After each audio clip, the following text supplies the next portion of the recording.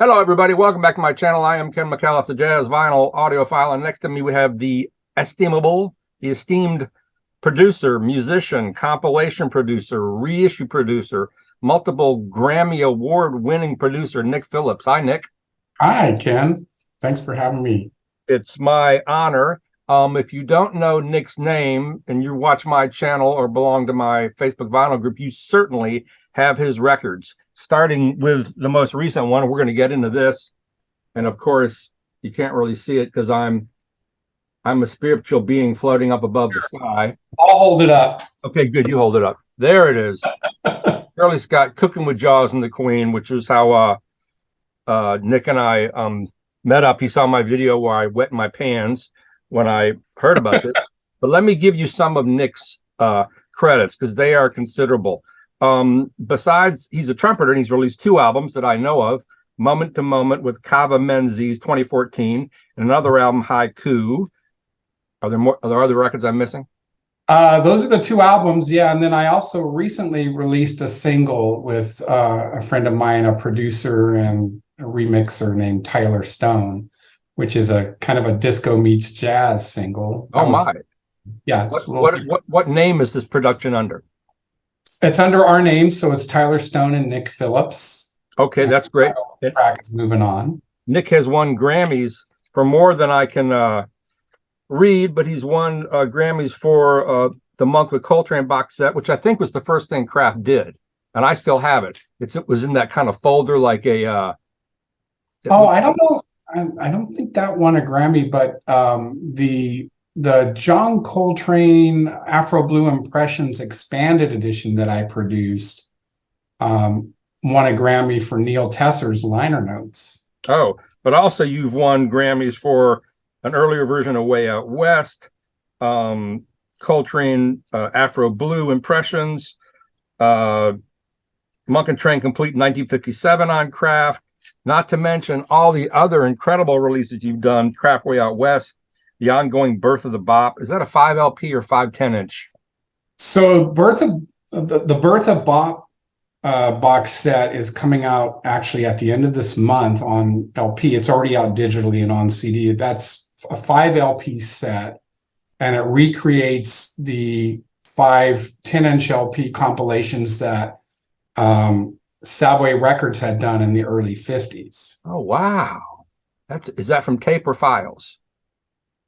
It's from files. Okay. Let me run these other ones down. You also did Vic Guaraldi Black Orpheus, which is pretty recent. The Ornette Coleman Contemporary box that I have here, but I don't have it to hold up. Another Side of John Coltrane. That beautiful CD set with the velour cover, Bill Evans' Everybody Still Digs, 5 CD set overview. That was really great. I reviewed that somewhere. I love the Charlie Parker 10-inch Savoy, the Chet Baker legendary Riverside albums, Coltrane 58, which I also think I reviewed for Stereophile, Jazz at Massey Hall, and you also deal with musicians who are still alive. You've produced records for Karen Allison, Randy Brecker, Karen Allison, yeah, Chris Potter, Kenny Barron, Pancho Sanchez, and I can't read my own. Oh, and Nina Freelon. The kind of great, but she's not. She should be more famous than she is. I don't understand why she's not more popular because she's really great. She's amazing. I mean, all of those artists you mentioned are amazing, but Nina, she had a 10-year recording hiatus, and last year released a new album, and I worked with her as a consultant, and she got a Grammy nomination for that and performed on the Grammy premiere ceremony. So, oh, that's great. A comeback album for her. Well, that's fabulous. Well, that'll take a toll out of your career if you don't appear for 10 years. So you've done so many things, but let's talk firstly about this. And I was just, because I've collected these records for a while, and I've talked about them a lot on my channel. And they're even in the Northeast here, they're hard to find in any kind of good condition because people played these records, and they're such lively, soulful records. Why did you want to reissue this now? Well, I'm always looking ahead a year or two to come up with ideas, or 3 or 4, to come up with ideas of projects to release that I pitch to Kraft Recordings. I'm a part-time producer and consultant for the Craft Recordings, which is a division of Concord Music Group. And I noticed that it was Lockjaw's centennial, actually 2022, which was the impetus for thinking about the Cookbook Volume 1 album. I had worked on an earlier reissue of that for the Rudy Van Gelder Remaster series many years ago. Right. And I started looking at these cookbook albums and realizing that most of them were out of print on vinyl. I think the Cookbook Volume 1 maybe was still in print on just a standard OJC. Is that right? Wow. 20 gram.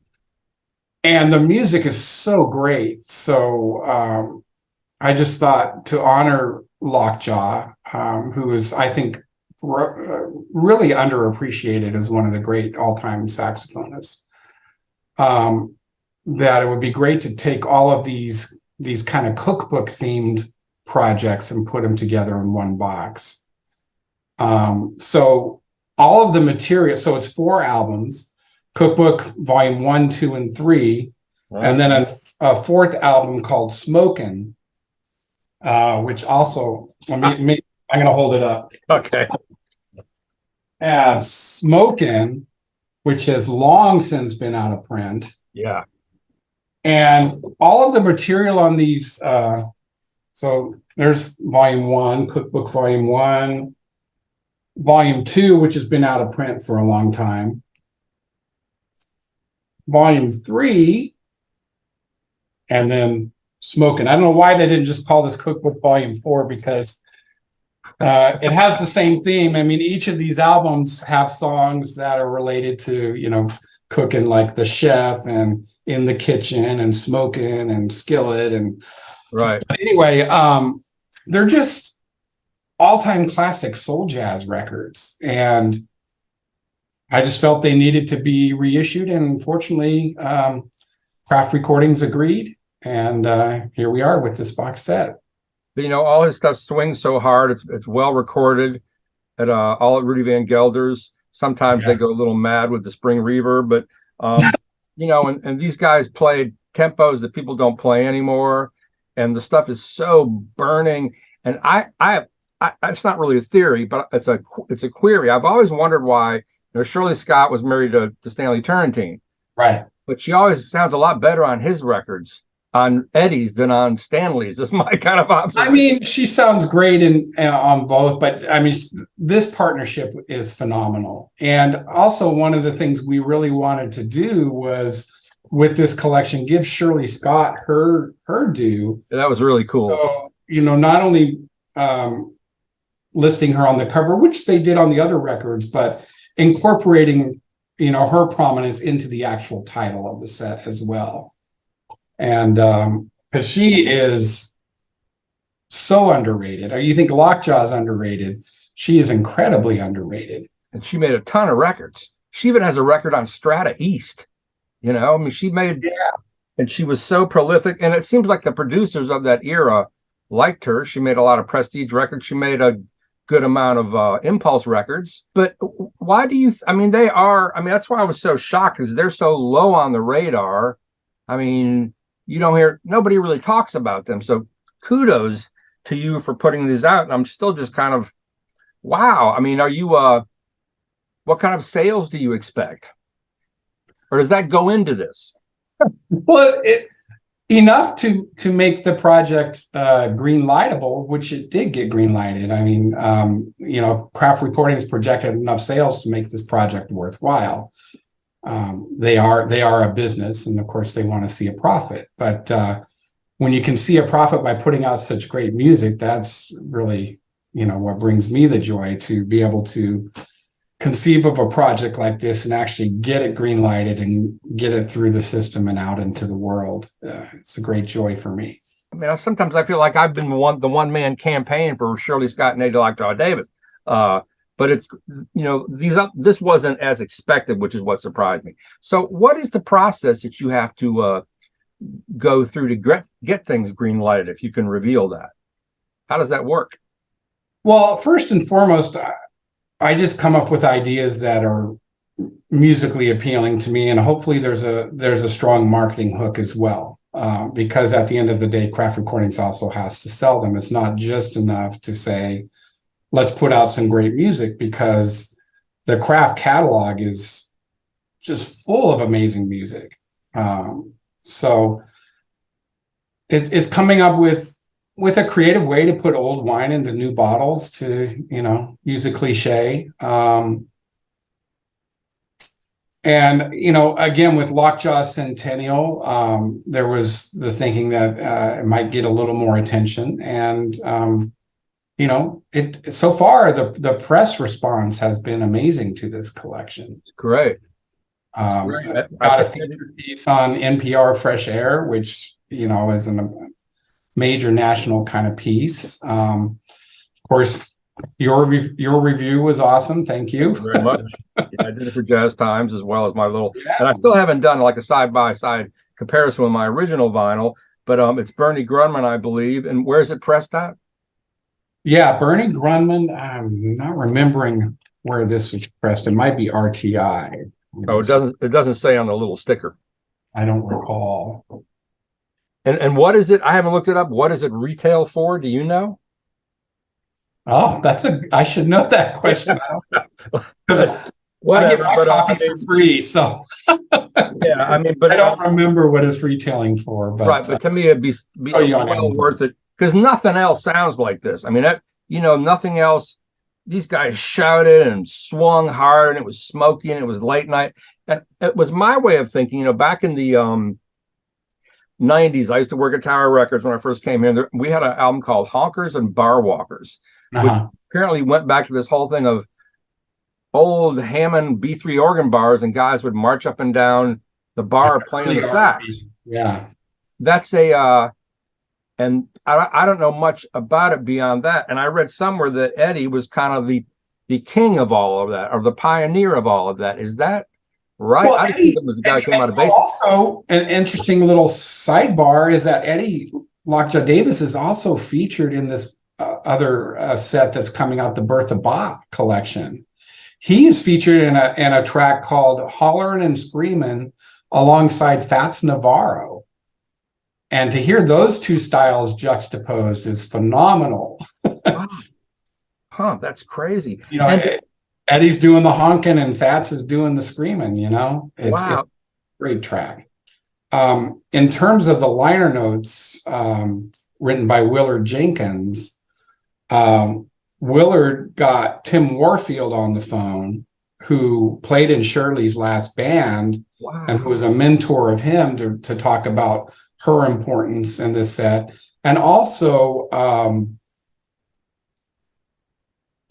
James Carter spoke to Willard about this project and the great influence of Eddie Lockjaw Davis on his playing. So it's really cool in the liner notes to get that modern day perspective on the importance of both Eddie Lockjaw Davis and Shirley Scott, from two players that have been influenced by them. In all the work you've done, I think some things are files, some things are tape or from tape. What determines what you'll source? Because everybody wants to hear the original tape these days, Whether an original analog tape even exists. In some cases, when you're going back to this really early stuff, sometimes it's transfers from old lacquers or acetates. Sometimes they weren't even recorded on tape to begin with. What were they recorded on? Lacquers. Oh, right. Wow. Straight to the lacquer. Wow. Yeah. And it just depends, Craft Recordings, which is the catalog division of Concord, they've acquired a number of labels over the years. And so you end up acquiring, the master tapes in the vaults of these labels, and they're in various states of condition. Fortunately, with this Eddie Lockjaw Davis box set, we were able to go back to the original analog tape for everything. And so Bernie Grunman cut the lacquer directly from the original analog tapes. Wow, I can't wait to compare them. And where were these tapes, just physically?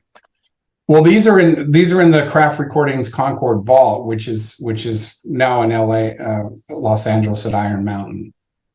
Yeah, there's an Iron Mountain. Controlled. So yeah, and it used to be that when Concord bought Fantasy Records in the 2000s, and all of the labels that were part of the Fantasy Company, which included Prestige and Riverside and Contemporary and Pablo and Milestone, that was all at a vault in Berkeley in the Fantasy Building, and that eventually all got moved, including all the other labels, into one vault in Los Angeles. But they were involved. These have always been considered very important things. This is the legacy of these labels, I guess. Well, as long as Concord and Fantasy have had these tapes, yes. Right. It's really impressive.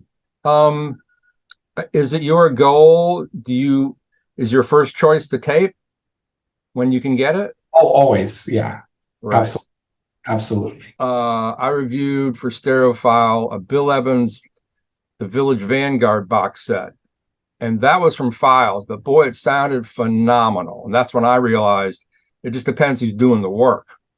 Right. And when it was done, right? So you may have a situation where, because analog tapes are fragile and they do deteriorate over time. And every time you run a tape across a tape machine head, it can deteriorate it that much more. So sometimes you may have a situation where you did a high-res transfer 10 years ago that may actually sound better than the analog tape now, because there may be some more deterioration on the analog tape. Wow. So it's just down to you go back in and listen once the thing gets green lighted, or do you know what condition things are in before you pitch the project? It depends on the project. If it's something I've reissued, worked on a reissue in the past, I may remember what the condition of the tape was at the time. Also,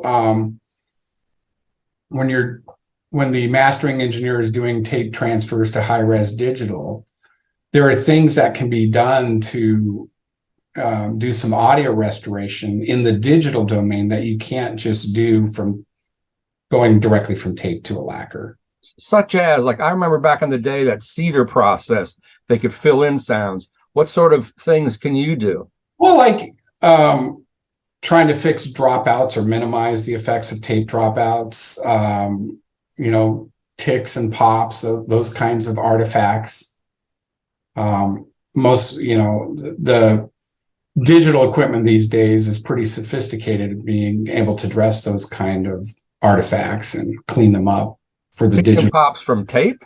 Yeah, there can be all kinds of weird noises you can get on tape. Right. Wow. Yeah, I just remember that Bill Evans box set really blew me away, and even the want me to grab it? You have it, that Coltrane Monk box. It looked like a legal folder.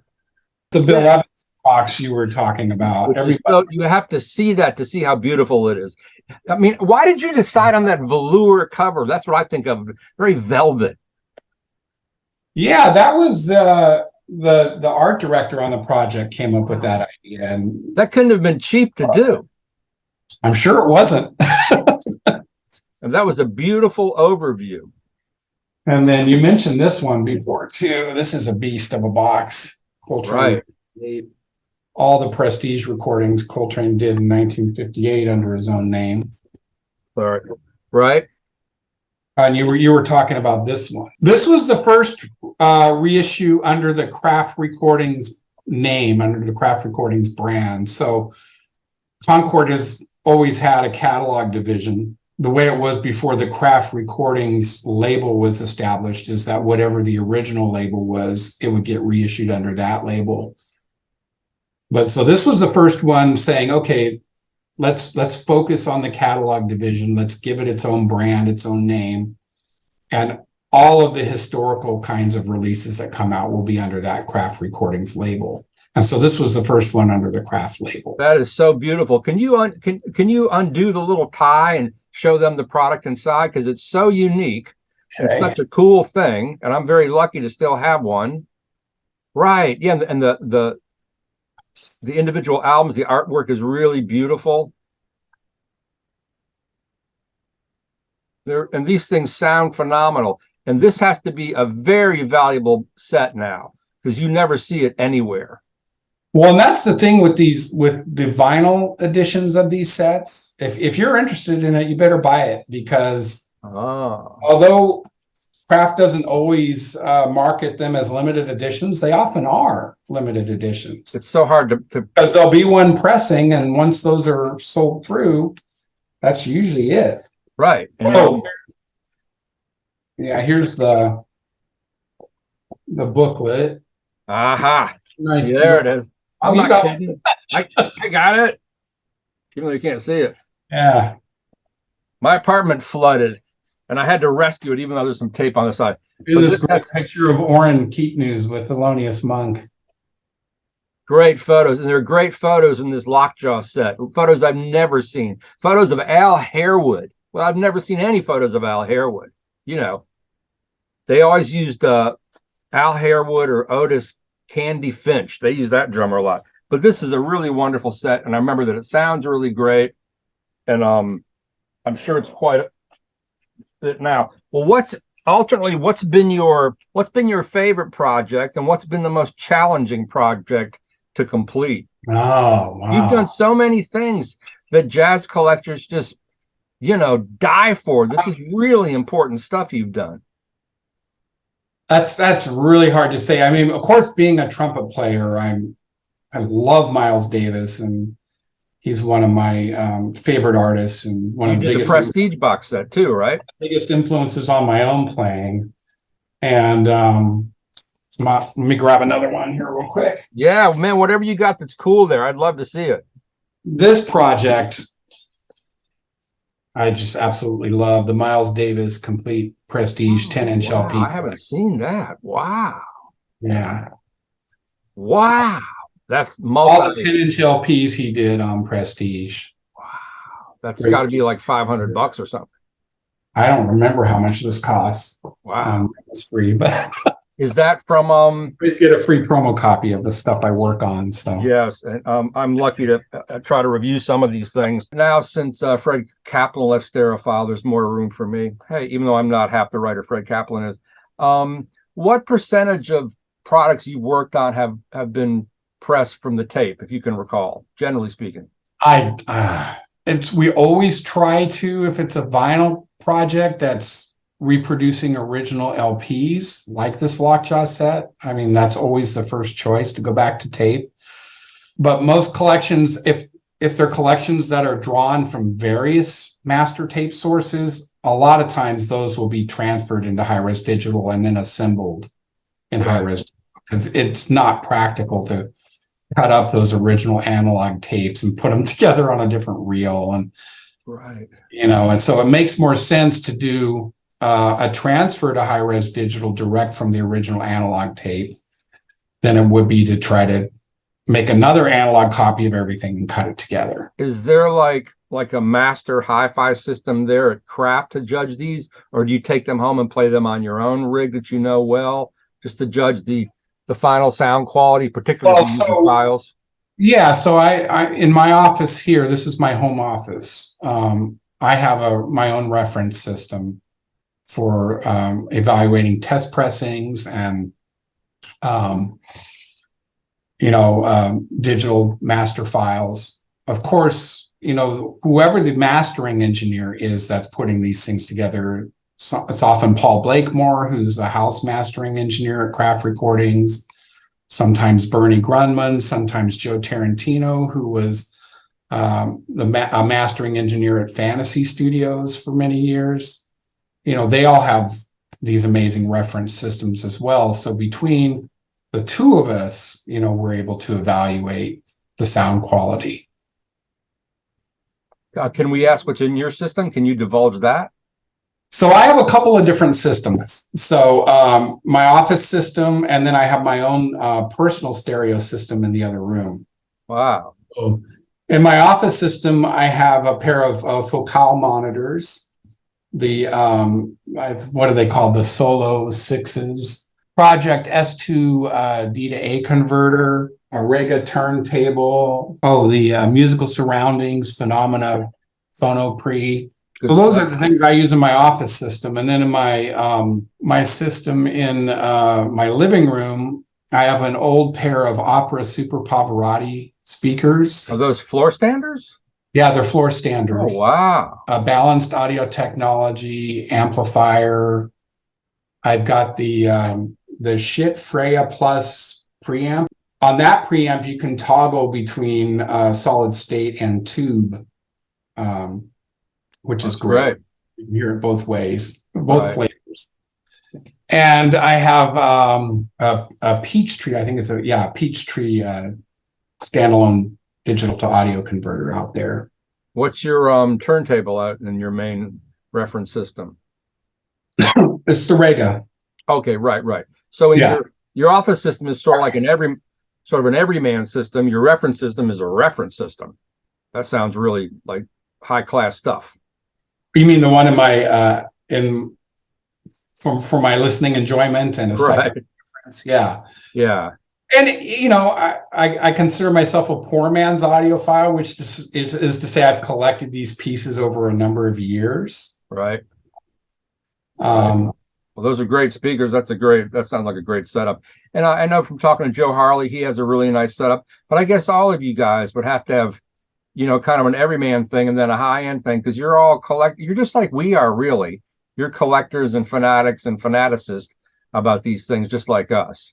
Yeah, and my thinking is my office system is more analytical because that's where I'm really doing the critical listening. So it's more like your typical, I'm using recording studio monitors. Yeah, the Vocals office system, but my living room system is just for pure enjoyment.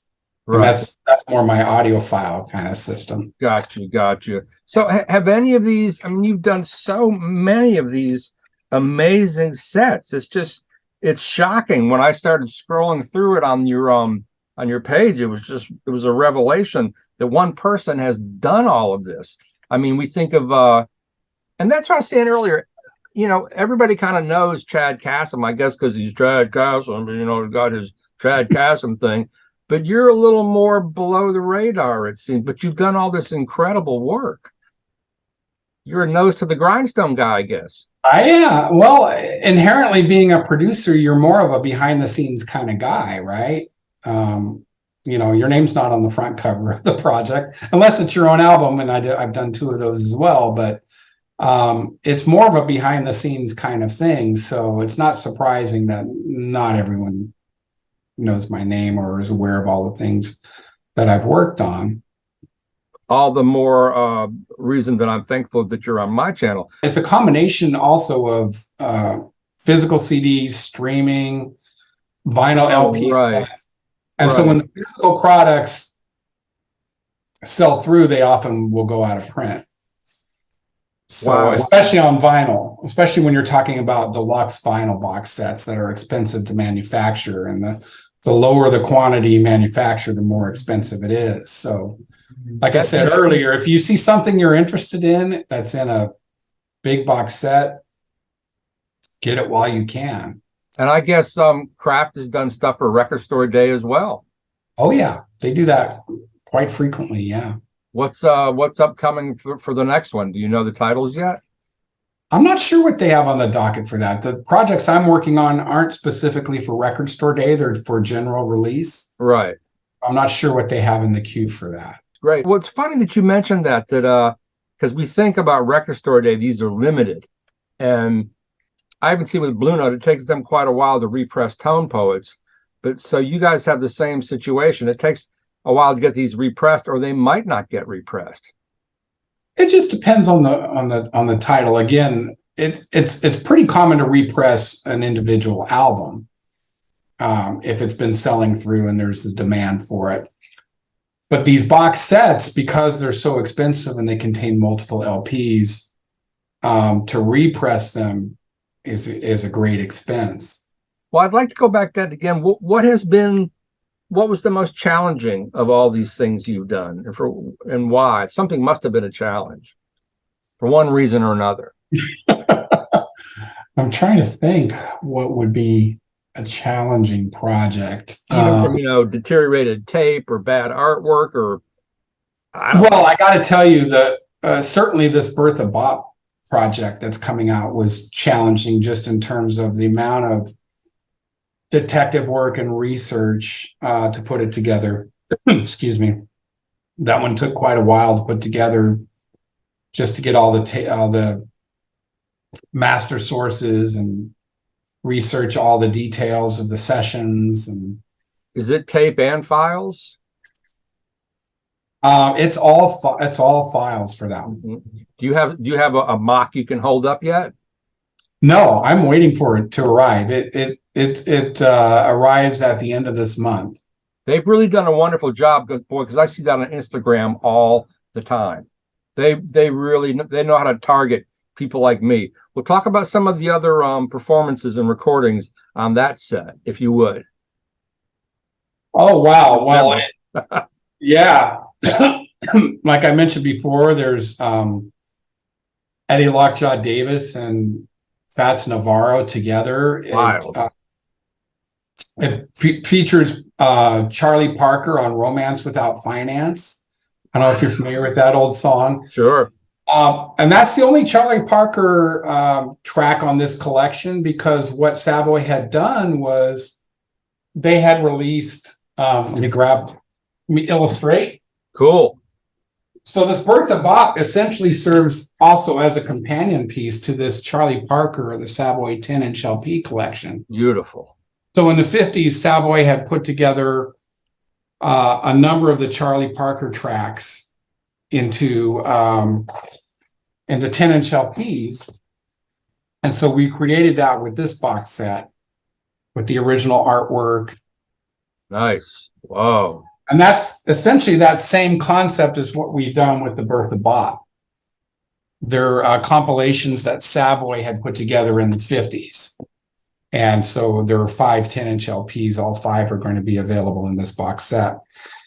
So it features Charlie Parker in that track I mentioned, Dexter Gordon, some early Savoy recordings, J.J. Johnson, Milk Jackson, Leo Parker, Stan Getz. Wow. Alan Eager, some guys you might risk forgetting if not for this box set. Right. Don Bias, Bud So Johnson. Great. Don Bias, so great. Yeah. Wow. Mentioned Fats Navarro before. Man, he sounds great on this set. So yeah, those are some of the artists that appear in this set. You guys Kraft owns all the Savoy stuff? That's correct. All the Savoy jazz stuff. What would it take to put some of those out as single disc? Well, we're chipping away at it, Again, we did this Charlie Parker set. We're doing the Birth of Bop. I'm sure there'll be more Savoy stuff coming. We also released a series of digital collections called On Savoy. Oh, I didn't know that. Yeah, so they're like best ofs of a number of different Savoy artists, and I worked on those as well. Wow, so I guess that was going back to a lot of tape. It's all, again, these are all digital at this point. Right. Yeah. Well, it's it's funny because when I live in New York. The Savoy label. Pardon? In terms of the Savoy label. Right, right. And another one I'm waiting for the Kraft to tackle, and I even addressed it in a Stereophile review, are Joe Henderson's Milestone recordings. Oh yeah. Those things that sell, Those man. are great. Yeah. And, when they come in the stores. We reissued 1 or 2 of those in the, I don't know if you remember, we had a series called the Keep News collection. Sort of. Yeah, so I had the pleasure of working with Orrin Keep News on these. These were collections, well, they were reissues of recordings that Orrin had produced originally either on Riverside or Milestone. And then he produced reissues of these classic albums and wrote the liner notes. It was a CD series. Because at the time we were doing it, there wasn't much of a vinyl LP market. But the time is now, Nick. No, you're right. Those would be great. We got in a collection that had a few of those records. They were all gone overnight, and one of the titles, I forgot which one it was, went for Fred had 3 copies. Each one went for $100. Those are really valuable records, and you don't see them anywhere. And some of them, the music's maybe a little, it's kind of funky and stuff, but some of it's just phenomenal. Oh, it's phenomenal, but it's also definitely of an era too. You definitely hear that 70s thing happening in the music. But Joe is phenomenal. Yeah, I think we did a Keep News Collection series reissue of Power to the People. Right.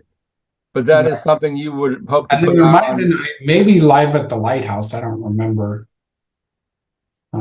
Right. But that's an artist you'd obviously like to do on vinyl, full court press, I would think. I would love to. Yeah. What else is on your radar of all this? I mean, you live in a candy store. What are other things you're hoping to get your hands on? Well, I'm working on some projects right now. Yeah, I don't want to reveal too much about them before the actual press release comes out and before we Right. get further along in production. But I'm working on some more Miles Davis. I'm working on some Bill Evans. I'm working on some Wes Montgomery. Oh, wow. Lots of stuff coming down the pipeline. A guy named Henry Owings art directed this project. Can you show some of the photos inside the booklets? And I Sure. can't show them here. I mean, I showed them my thing, but it's nice to show them again because they're wonderful photographs. Yeah. And there's photos of Shirley and I mean, she looks like she's a little pissed off right there, but yeah. You want me to do what?